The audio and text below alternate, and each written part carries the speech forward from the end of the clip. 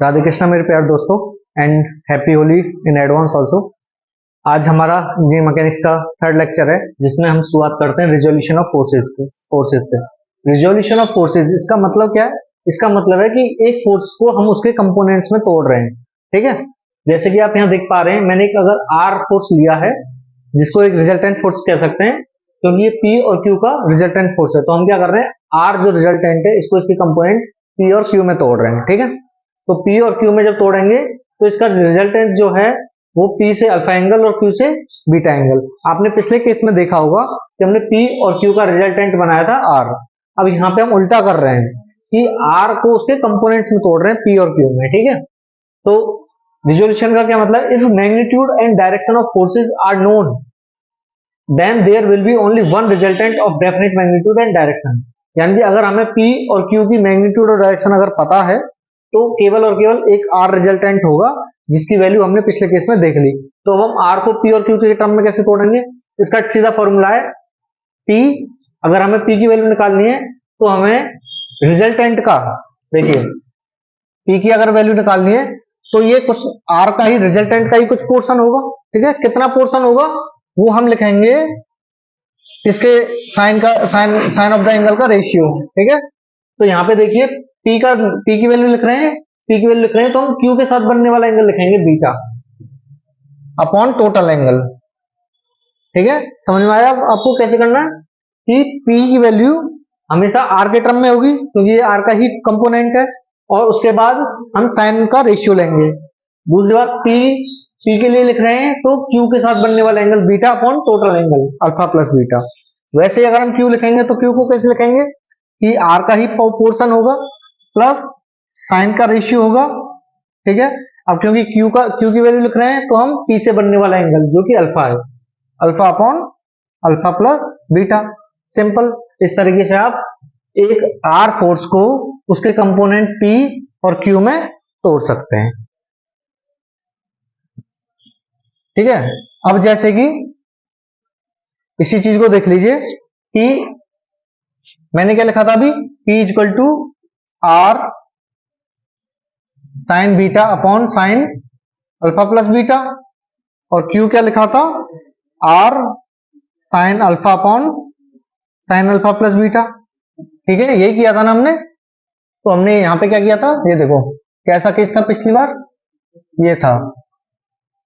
ठीक है, ये रिजल्टेंट था आर, पी के साथ बनने वाला एंगल अल्फा था, क्यू के साथ एंगल बनने वाला एंगल बीटा था।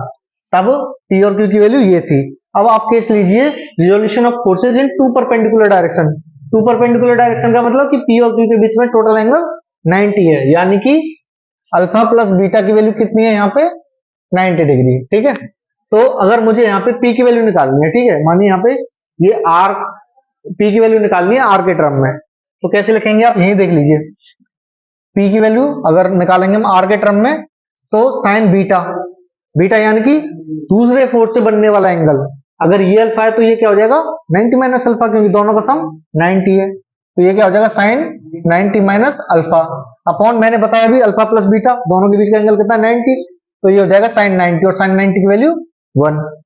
वैसे यहाँ पे आर, यहाँ पे क्या लिखना है क्यू की वैल्यू लिखनी है तो सम दूसरे पी से बनने वाला angle R sine alpha upon sine alpha plus beta. Alpha plus beta क्या है 90 डिग्री, अल्फा प्लस बीटा क्या है 90 डिग्री। तो साइन 90 कितना होता है सभी को पता है 1, और साइन 90 माइनस अल्फा क्या होता है कॉस अल्फा। इतना तो पता ही होगा ना सिंपल ट्रिग्नोमेट्रिक कि साइन 90 माइनस थीटा क्या होता है कॉस थीटा। तो वैसे आर, इसकी वैल्यू क्या हो जाएगी, पी की वैल्यू क्या हो जाएगी आर कॉस अल्फा, और क्यू की वैल्यू क्या हो जाएगी आर साइन अल्फा। तो ये तो पूरे डेरिवेशन के साथ किया है हमने।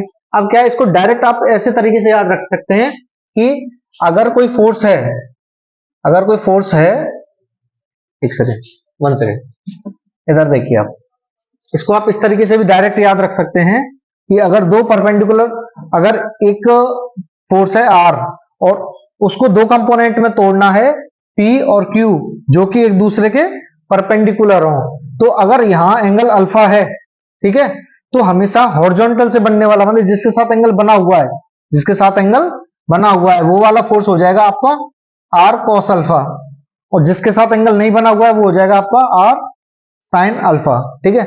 अब अगर मैं यहाँ पे एंगल बीटा पर लिख दूं तो इसी की वैल्यू क्या हो जाएगी आपकी, आर कॉस बीटा, मतलब कॉस जो एंगल बना हुआ है, या फिर इसको हम लिख सकते हैं आर साइन बीटा, ठीक है। तो आप डायरेक्ट ऐसे भी याद रख सकते हैं, ठीक है। आगे बढ़ते हैं। अब अगले में क्या है, हमने देखो क्या किया, अलग अलग फोर्सेस का रिजल्टेंट निकाल लिया।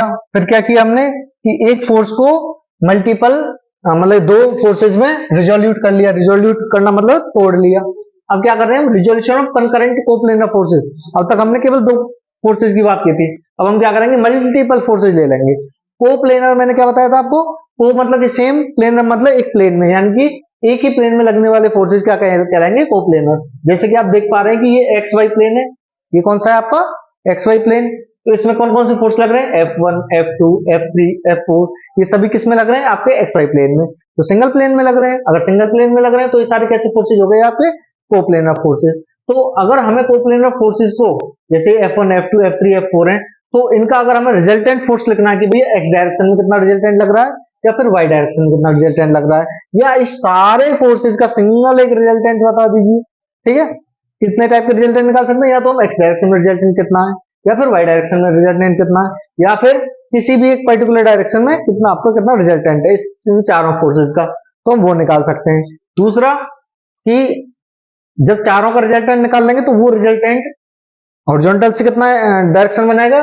मानिए ये आपकी फोर्सेज है F1 F2 F3 और F4, ठीक है। ये एंगल θ1 θ2 θ3 और θ4 बना रही है, ठीक है। हॉरिजॉन्टल से कितना बना रही है, θ1 θ2 θ3 और θ4, ठीक है। तो अभी क्या करना है हमें, अभी क्या करना है, अभी ये करना है कि अगर मुझे हॉरिजॉन्टल डायरेक्शन में, हॉरिजॉन्टल डायरेक्शन कौन सी होती है हमारी यहाँ पे, ये देखिए एक्स डायरेक्शन, यानी कि एक्स डायरेक्शन में अगर मुझे रिजल्टेंट निकालना है तो रिजल्टेंट यानी कि सबका सम कर दो भाई, एक्स डायरेक्शन में आने वाले सभी फोर्सेस का सम कर दो तो वो उसका रिजल्टेंट हो जाएगा। तो हम क्या करेंगे, देखो ये F1 है, तो F1 का कितना पोर्शन एक्स डायरेक्शन में आएगा, मैंने बताया था ना आपको, जितना एंगल बन रहा है उसका कॉस है, कॉस एंगल कॉस पार्ट ले लो आप, तो वो क्या बन जाएगा आपका, उसका वो वाला कंपोनेंट बन जाएगा। तो अगर ये F1 है, ये देखिए अगर ये F1 है, ठीक है, और ये θ1 है, ठीक है। तो अगर मुझे ये वाला ये वैल्यू लिखनी है P, मानिए ये P है, और अगर ये वैल्यू लिखनी है तो ये कितना हो जाएगा इसका, F1 cos θ1। अभी बताया था ना आपको, जिसके साथ एंगल बना हुआ है उसका आप कॉस कंपोनेंट ले लो तो वो आपका हॉरिजॉन्टल कंपोनेंट बन जाता है। यही अगर इसका वर्टिकल कंपोनेंट लेना है तो F1 sin θ1, ठीक है। तो अभी हम क्या करेंगे, अभी मैंने देखा F1 F2 F3 F4 चार फोर्सेज हैं, तो चारों फोर्सेज का अगर मुझे हॉरिजॉन्टल और वर्टिकल रिजल्टेंट फोर्स अगर हम निकाल रहे हैं, रिजल्टेंट फोर्स निकाल रहे हैं इसमें, एक तो हॉरिजॉन्टल डायरेक्शन में और एक वर्टिकल डायरेक्शन में, तो क्या करेंगे हम कि जितने भी एक्स डायरेक्शन में फोर्सेज हैं उनका सम कर दो, और जितने भी वाई डायरेक्शन है, वाई डायरेक्शन में फोर्सेज है उनका सम कर दो। एक्स डायरेक्शन में करने के लिए हम क्या लेंगे, उसका कॉस कंपोनेंट, वाई डायरेक्शन के लिए हम साइन कंपोनेंट। F1 का एक्स कंपोनेंट कितना हो जाएगा, F1 cos θ1, यही इसका वर्टिकल कंपोनेंट कितना हो जाएगा, F1 sin θ1। वैसे ही F2 का एक्स कंपोनेंट, वैसे ही F2 का वर्टिकल कंपोनेंट, वैसे ही F3 का कॉस कंपोनेंट, वैसे ही F3 का वर्टिकल कंपोनेंट, वैसे ही F4 का कॉस कंपोनेंट, वैसे ही F4 का साइन कंपोनेंट। जितने भी साइन कंपोनेंट है वो आपके वर्टिकल डायरेक्शन में कर रहे हैं, जितने भी कॉस कंपोनेंट है वो आपके हॉरिजॉन्टल डायरेक्शन में कर रहे हैं। तो क्योंकि आपको F1 F2 F3 F4 की वैल्यू पता है, θ1 θ2 θ3 θ4 की वैल्यू भी पता है, तो आप यहाँ से एक्स डायरेक्शन में रिजल्टेंट फोर्स निकाल पाएंगे। जब आप Fx और Fy इन दोनों का समेशन निकाल लेंगे तब आपको नेट रिजल्टेंट फोर्स अगर निकालना है, अगर नेट रिजल्टेंट फोर्स निकालना है तो आपको क्या करना है, सिंपल, क्योंकि आपको पता है, मैंने पिछले केस में आपको कराया था कि अगर ये Fx है और ये Fy है और ये दोनों अगर परपेंडिकुलर डायरेक्शन में एक्ट कर रहे हैं, तो आपको पता है एक्स एक्सिस और वाई एक्सिस दोनों एक दूसरे के परपेंडिकुलर है, तो उसका डायरेक्ट रिजल्टेंट कितना होता है, दोनों फोर्स के स्क्वायर का सम और उसका रूट, ये आपका क्या हो जाता है रिजल्टेंट। चलिए मैंने रिजल्टेंट भी निकाल लिया। अब ये बताइए कि उसकी डायरेक्शन क्या होगी उस रिजल्टेंट की। तो डायरेक्शन कैसे निकालते हैं आपको पता है कि भाई ये मानिए आर है, ठीक है, ये यहां से मानो ये एफ एक्स, ये एक्स डायरेक्शन में लगने वाले एफ एक्स, वाई डायरेक्शन में लगने वाले एफ वाई। तो आप ये देख सकते हैं ना, यहां से ये क्या हो गया आपका एफ वाई और ये कितना हो गया आपका एफ एक्स। अगर ये थीटा है तो टेन थीटा क्या बन जाएगा आपका, tan theta equal to perpendicular जो कि एफ वाई है और हॉरिजॉन्टल कितना है आपका एफ एक्स। सिंपल, आप टेन थीटा का फॉर्मूला लगा दीजिए। तो ये summation F Y upon summation F X आपको क्या दे देगा, नेट रिजल्टेंट का डायरेक्शन। समझ में आया। चलिए आगे बढ़ते हैं। अभी अगला जो टॉपिक है हमारा वो है आपका मूवमेंट। मूवमेंट क्या होता है बताइए। चलिए मूवमेंट क्या होता है। मूवमेंट का मतलब है कि जैसे ये देखो, आपको समझाते हैं कि मानो इसको मैंने यहां से हिंज कर दिया, ठीक है, तो मैंने अगर ये फोर्स लगा रहा हूं, तो इस पर्टिकुलर पॉइंट के अबाउट फोर्स लगा रहा हूं, तो ये फोर्स जो लग रहा है किसी पर्टिकुलर डिस्टेंस पे एक पॉइंट से, तो वही आपका क्या कहलाता है मूवमेंट। क्या कहलाता है मूवमेंट। क्या एक वेक्टर क्वांटिटी है, क्योंकि हम इसमें डायरेक्शन बता सकते हैं कि ये फोर्स ऐसे लग रहा है या फोर्स ऐसे लग रहा है, कैसे लग रहा है। दूसरी बात मूवमेंट ऑफ फोर्स, की वैल्यू कितनी है, फोर्स इनटू परपेंडिकुलर डिस्टेंस। जैसे कि ये मैंने फोर्स लगाया और इसका जिस पॉइंट से आप मूवमेंट निकाल रहे हैं उससे आपका परपेंडिकुलर डिस्टेंस, तो ये देखिए ये फोर्स और ये फोर्स जो है वो इसका परपेंडिकुलर डिस्टेंस हो गया ये वैल्यू, तो ये फोर्स इनटू परपेंडिकुलर डिस्टेंस आपका क्या हो जाएगा मूवमेंट, ठीक है। दूसरी बात इसका ज्योमेट्रिकल रिप्रेजेंटेशन अगर हमें देखते हैं तो देखिए suppose a force P is acting along AB, यानी कि AB के अलोंग क्या कौन सी फोर्स लग रही है आपकी P। Body is free to rotate about a fixed point O, यानी कि इस O पॉइंट के अबाउट ये बॉडी जो है वो रोटेट कर सकती है। तो मूवमेंट कितना होगा आपका, मूवमेंट की वैल्यू बताइए। तो मूवमेंट इस P इंटू में ये परपेंडिकुलर डिस्टेंस, यानी कि ये मान लीजिए आपका L है और ये आपकी फोर्स है P, ठीक है। तो मूवमेंट कितना हो जाएगा, मूवमेंट हो जाएगा P इंटू परपेंडिकुलर डिस्टेंस मैंने मान लिया L, ठीक है। अब एक मैंने एरिया ऑफ ट्राइंगल के उसमें लिखा है, इसको हम ऐसे भी लिख सकते हैं ना, जबकि एरिया ऑफ ट्राइंगल क्या होता है आपका, ठीक है। आप इस पॉइंट को देखिए 2 इंटू एरिया ऑफ ट्राइंगल क्या होता है आपका हाफ बेस, कितना है आपका P force into perpendicular distance जो कि L, तो ये 2 से 2 कट गया, ये क्या बचा P इंटू L, ये क्या आया गया P इंटू L, यानी कि मूवमेंट क्या होता है आपका फोर्स इंटू परपेंडिकुलर डिस्टेंस। अब इसी बात पे हम इसके दो थ्योरम है, एक प्रिंसिपल वेरिनॉस थ्योरम और एक प्रिंसिपल ऑफ मूवमेंट, इसके बारे में भी जान लेते हैं। ये क्या कहते हैं कि इनका मतलब होता है कि देखो वेरिग्नॉन थ्योरम क्या कहती है, वेरिग्नॉन थ्योरम कहती है कि algebraic sum of movement of two coplanar forces about a point is equal to the movement of resultant about that point, यानी कि ये मानिए दो कोई एक पॉइंट O है, ठीक है, और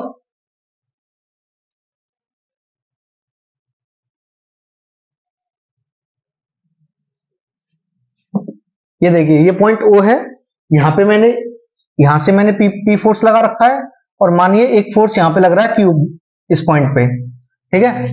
तो और इसकी परपेंडिकुलर डिस्टेंस हो गई इस P फोर्स की L1, ठीक है, और इसकी परपेंडिकुलर डिस्टेंस हो गई L2, ठीक है। इस Q फोर्स की परपेंडिकुलर डिस्टेंस कितनी है L2 ये मान लीजिए, और P फोर्स की परपेंडिकुलर डिस्टेंस मान लीजिए L1, और P और Q इन दोनों का रिजल्टेंट फोर्स कितना है आपका R।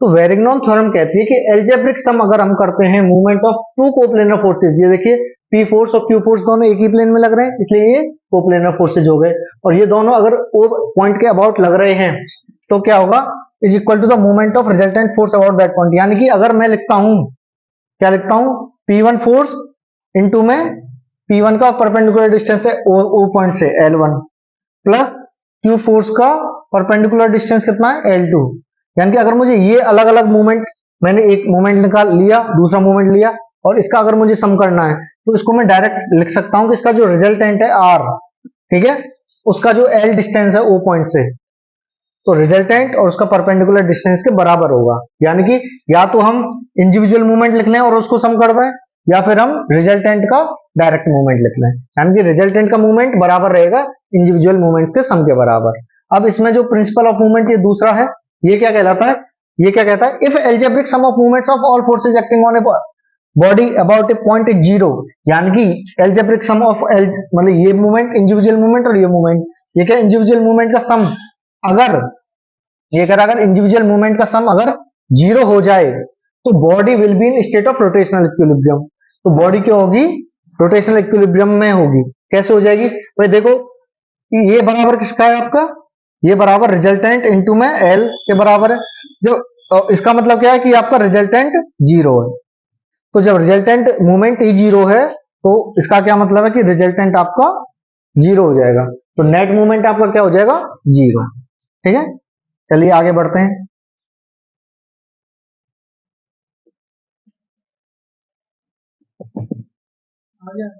अच्छा, नेक्स्ट टॉपिक है आपका लिवर। ठीक है, तो लिवर में आपने इसको, आपने ये देखा भी होगा लिवर किसे कहते हैं। देखिए आपने बचपन में कैसा खेल देखा होगा कि यहाँ पे एक फलक्रम होगा, मतलब यहाँ पे एक पत्थर रखा रहता है और एक बच्चा यहाँ पे बैठता है और एक बच्चा यहाँ पे बैठता है, तो आप ऐसे ऊपर नीचे खेलते रहते हैं, देखा होगा ना आपने बचपन में। तो इसी को ही फलक्रम, इसी को क्या बोलते हैं, लिवर, इसी को क्या बोलते हैं, लिवर। ठीक है, और ये किस प्रिंसिपल पे वर्क करता है, ये वर्क करता है मैकेनिकल एडवांटेज पे। ठीक है, तो an ideal liver works on principle of movement, किस पे वर्क करता है, प्रिंसिपल ऑफ मूवमेंट्स पे। ठीक है, when the liver is in equilibrium, कब, जब लिवर किस में होगा आपका, इक्विलिब्रियम में। ठीक है, तो इस पे कौन सा लग जाएगा, प्रिंसिपल ऑफ मूवमेंट की हेल्प से हम लिवर का हम एप्लीकेशन यूज कर सकते हैं। तो कैसे यूज कर सकते हैं कि भाई देखो, आप ऐसे समझिए कि ये फोर्स F1 है जो कि L1 डिस्टेंस पे है, और ये फोर्स F2 है जो कि L2 डिस्टेंस पे है। तो और ये पॉइंट क्या है आपका O। ठीक है, तो अगर ये रोटेशनल इक्विलिब्रियम में होगा, ठीक है, अगर ये रोटेशनल इक्विलिब्रियम में होगा तो क्या होगा, F1 L1 बराबर F2 L2, यानी कि F1 फोर्स का मूवमेंट और F2 फोर्स का मूवमेंट बराबर होगा। ठीक है, तो यहाँ पे आप क्या देखेंगे कि F1, मान लीजिए आप यहां से इनपुट दे रहे हैं और यहां से आप आउटपुट ले रहे हैं, तो यहां मैं ऐसे लिख लेता हूं, ये I फोर्स है और ये इनपुट वाली और O फोर्स है आउटपुट वाली। ठीक है, तो इनपुट का डिस्टेंस और आउटपुट का डिस्टेंस।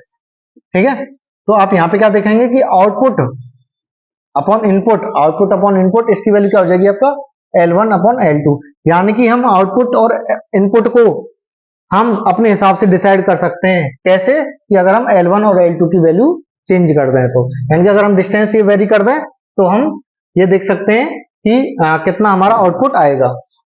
तो अभी यहीं से देखिए कि अगर मुझे आउटपुट निकालना है तो आउटपुट की वैल्यू क्या हो जाएगी, L1 अपॉन L2 इंटू में इनपुट, यानी कि इनपुट का कितना पोर्शन होगा। तो अगर मैं L1 की वैल्यू बढ़ा दूं, यहां से बढ़ा दूं, तो मुझे आउटपुट बहुत ज्यादा मिल जाएगा। ठीक है, तो आपने ये भी देखा होगा ना, जैसे बचपन में अगर मुझे इसको बहुत इजीली अगर उठाना है तो एक तो आप यहां बैठ के फोर्स लगाइए, ठीक है, तो आप इसको मुश्किल से उठाओगे, क्यों, क्योंकि L1 की वैल्यू कम हो गई, L1 की वैल्यू कम हो गई यानी कि आउटपुट फोर्स कम हो गया। तो जब भी इसको इजीली उठाना है कम फोर्स लगा के, तो हम क्या करते हैं, बिल्कुल कोने पे आ जाते हैं, बिल्कुल कोने पे, है ना, बिल्कुल कोने पे आ जाते हैं। क्यों, क्योंकि इससे L1 की दूरी बढ़ जाएगी और L1 बढ़ते ही क्या हो जाएगा, आपका आउटपुट फोर्स बढ़ जाएगा, और आउटपुट फोर्स बढ़ते ही इसका मतलब हो जाएगा कि आप आराम से इसको उठा सकते हैं। तो ये जो O अपॉन I है, यही आपका क्या कहलाता है, मैकेनिकल एडवांटेज। क्या कहलाता है, मैकेनिकल एडवांटेज, यानी कि मैकेनिकली आपने इसका कितना एडवांटेज उठाया, कितना फायदा उठाया है। अब यही आपके तीन टाइप के होते हैं, क्लास 1, क्लास 2 और क्लास 3 लीवर। तो आपको इसको सिंपली अगर याद रखना है तो आप ऐसे याद रख सकते हैं कि देखो यहाँ पे क्या था, यहाँ पे क्या था, ये फलक्रम है, ठीक है, और ये आपका एफर्ट है, जितना इनपुट क्या है आपका, एफर्ट जितना लगाना पड़ रहा है, और आउटपुट क्या है कि आप कितना लोड उठा पा रहे हो, कि आप आई जितना एफर्ट लगा के आप वो जितना लोड उठा पा रहे हो। ठीक है, तो ये इसमें से किस टाइप का है, तो ये क्लास 1 लीवर है। क्लास 1 लीवर क्या सा होता है, जब fulcrum is between effort and load, fulcrum is between effort and load, तो ये कौन सा है आपका, क्लास 1 लीवर। इसमें क्या होता है, मैकेनिकल एडवांटेज की वैल्यू हम 1 के बराबर भी रख सकते हैं, 1 से कम भी रख सकते हैं, 1 से ज्यादा भी रख सकते हैं, डिपेंडिंग ऑन व्हाट, कि हम L1 और L2 की ये डिस्टेंस वेरी करा दें। ठीक है, मैंने अभी बताया ना, O equal to I into L1 upon L2, तो अगर L1 ग्रेटर देन L2 होगा तो O की वैल्यू बढ़ जाएगी, अगर O की वैल्यू बढ़ जाएगी तो मैकेनिकल एडवांटेज ग्रेटर देन 1 हो जाएगा। अगर इसका उल्टा करें कि L2 is greater than L1, तो इनपुट की वैल्यू आउटपुट से ज्यादा हो जाएगी, मैकेनिकल एडवांटेज की वैल्यू इसके 1 हो जाएगी। लेकिन अगर L1 बराबर L2 कर दें हम तो क्या होगा, आउटपुट और इनपुट बराबर हो जाएंगे, यानी कि मैकेनिकल एडवांटेज की वैल्यू 1 आ जाएगी। ठीक है, तो इसमें तीनों केस हो सकते हैं। और ये कौन सा है आपका, ये कौन सा है आपका क्लास 1 लेवर। ठीक है, कौन सा है आपका क्लास 1 लेवर। अब उस बात करते हैं हम क्लास 2 लीवर की। तो क्लास 2 लीवर में क्या है आपका, अच्छा है ये क्लास 1 जो लीवर है वो आपका कैंची में, सीसो में, क्लॉ हैमर में, इन सब में इस्तेमाल होता है। ठीक है, जिससे कि आप अपने हिसाब से उसको एडजस्ट कर सकते हैं। क्लास 2 लीवर में क्या होता है, क्लास 2 लीवर में यहाँ पे लोड रहता है और यहाँ पे एफ मतलब फलक्रम और यहाँ पे एफर्ट। ठीक है, ये यहाँ पे इस तरीके से जो रहेगा आप इस तरीके से देख सकते हैं इसको, कि यहाँ पे मैंने फलक्रम लगाया और यहाँ पे हम ये लोड को उठा रहे हैं और यहाँ पे हम एफर्ट लगा रहे हैं। ठीक है, फलक्रम। तो ये वाला जो केस है जिसमें एफर्ट बीच में है, effort is in between fulcrum and load, तो ये हो जाएगा आपका क्लास 3। और यहीं अगर हम इसका उल्टा कर दें कि फलक्रम, लोड एंड एफर्ट, जिसमें लोड आपका बीच में है, तो ये हो जाएगा आपका क्लास 2 लीवर। क्लास 2 लीवर का यूज होता है आपका व्हील बैरो, लेमन क्रेशर। लेमन आपने देखा होगा जो शिकंजी वगैरह बनाते हैं तो उसमें लेमन क्रेशर यूज करते हैं वो ऐसे करके। ठीक है, टोंग टाइप का, तो उसमें आपका क्लास 2 लीवर होता है। नट क्रैकर आपने देखा होगा, अखरोट तोड़ने वाले, वो भी आपका क्लास 2 लीवर का एग्जांपल है। पेपर कटर, पेपर कटर में भी आपका क्लास 2 लीवर है। क्लास 2 लीवर का सबसे बड़ी बात क्या है कि मैकेनिकल एडवांटेज इसमें ग्रेटर देन 1 होता है, यानी कि आउटपुट फोर्स बहुत ज्यादा होगी हमारे इनपुट फोर्स से। तभी तो देखा होगा आपने कि जो नींबू निचोड़ने वाला होता है वो क्या करता है, बिल्कुल हल्का सा फोर्स लगाता है और आराम से पूरा नींबू निचोड़ जाता है। देखो आपने नट क्रैकर में देखा कि नट क्रैकर में वो जो वो तोड़ते हैं, क्या नाम है, अखरोट वगैरह तोड़ते हैं, तो बिल्कुल हल्का सा फोर्स लगाते हैं और अखरोट टूट जाता है। ठीक है, हल्के से फोर्स से ज्यादा ज्यादा आउटपुट मिल जाता है। तो ज्यादा आउटपुट मिलने का मतलब मैकेनिकल एडवांटेज ज्यादा होना, मैकेनिकल एडवांटेज एक से ज्यादा होने का मतलब है कि आपका ये क्लास 2 लीवर है। यही उसका उल्टा तीसरा केस में कभी कभी हमें क्या होता है कि हमें जो है वो आउटपुट कम चाहिए होता है, तो हमारे लोड के अकॉर्डिंग जितना हम एफर्ट लगा रहे हो उससे इतना नहीं चाहिए होता हमें, तो ये इसके ये वाला केस हो जाएगा क्लास 3 वाला, इसमें एफर्ट जो है बीच में लगेगा। इसमें क्या होता है, मैकेनिकल एडवांटेज 1 से 1 होता है, जैसे शुगर टंग्स हैं या four arm use for lifting the load. ठीक है, जब हम लोड को उठाते हैं तो हमें मानो 50 किलो का वजन उठाना है। ठीक है, तो कभी कभी हमें क्या कि जितना वेट है उतना ही हमें लोड न लगाना पड़े, उससे कम में ही काम हो जाता है। तो ये आपका तीनों लेवर का कंसेप्ट है कि लेवर किस पे वर्क करता है, आपका प्रिंसिपल ऑफ मूवमेंट्स पे वर्क करता है। ठीक है, प्रिंसिपल ऑफ मूवमेंट यूज किया था ना मैंने, F1 L1 बराबर F2 L2, इन मूवमेंट को इक्वल करके। इसमें 3 टाइप के लेवर हैं, class 2, class 3, class 1, class 2, class 3। आप इसको ऐसे याद रख सकते हो, यहाँ फलक्रम बीच में है या लोड बीच में है या एफर्ट बीच में है, यानी कि अगर आप FLE ऐसे याद रख लो, ये 1, ये 2, ये 3। ठीक है, FLE एक वर्ड याद रख लो, फ्ली, फ्ली माने उड़ना होता है ना, तो फ्लाई मतलब वही फ्लाई फ्ली, तो ऐसे याद रख सकते हो फ्लाई फ्ली कि 1 2 3, यानी कि पहले फलक्रम को बीच में रखा, लोड को बीच में रखा, फिर एफर्ट को बीच में रखा, तो इस तरीके से आपका लेवर का सारा कंसेप्ट याद हो जाएगा। थैंक यू, आज के लिए इतना ही, मिलते हैं फिर अगली क्लास में। हैप्पी होली अगेन, एंजॉय कीजिए आप।